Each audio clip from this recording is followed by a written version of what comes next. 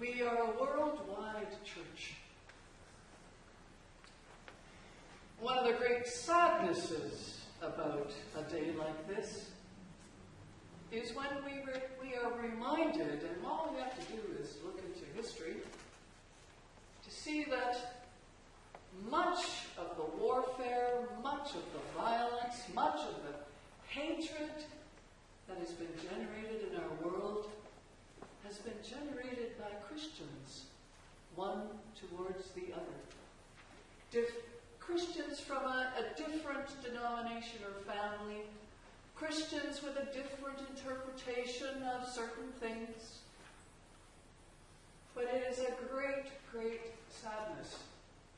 Now, it is also a source of great, great joy in our world, because there is a coming together of people who used to be enemies with one another.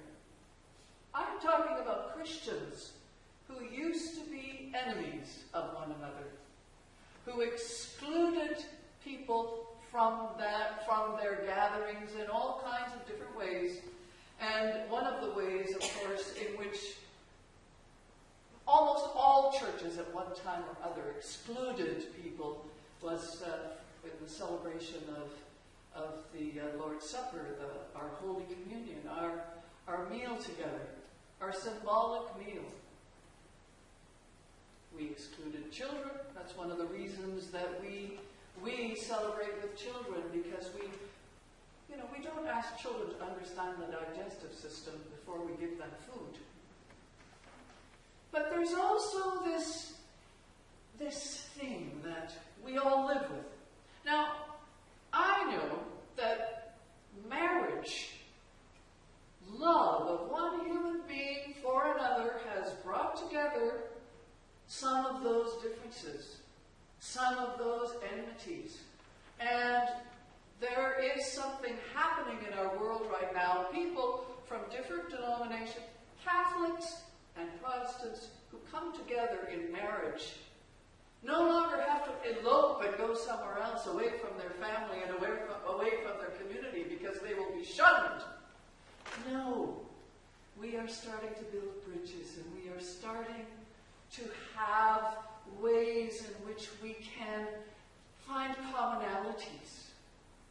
And we're starting to welcome one another into our family gatherings as guests, as loved ones. You know, I was talking with somebody just recently who told me that they had a great struggle in their church over becoming an affirming congregation. You know, affirming of all people, including gay people and lesbians and different sexual expressions. And there was a woman on that council who was absolutely against any inclusion of people like that. She was a strong person, and there was nothing to do except listen to her and politely say there might be another way. The storyteller told me that she returned to this congregation and found this woman who had been so strong and so adamant in her againstness was leading the congregation in an affirming exercise. And she said, "What happened?" Well, she said,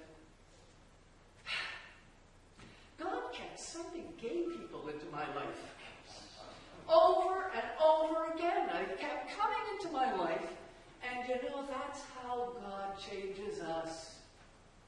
Through our relationships.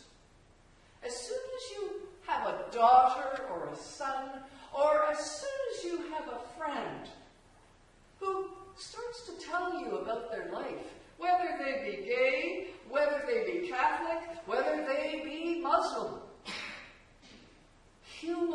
the humanness you meet one another, and you are changed from within. And suddenly you find yourself, and you didn't even realize it was happening, you find yourself having crossed over what seemed like a huge chasm of impossibility. So, on this Worldwide Communion Sunday, I pray, and I know it's happening. I know it is already happening. The world is changing. A new world is being born. On this Worldwide Communion Sunday, it is being born right here. And for this, we give God thanks.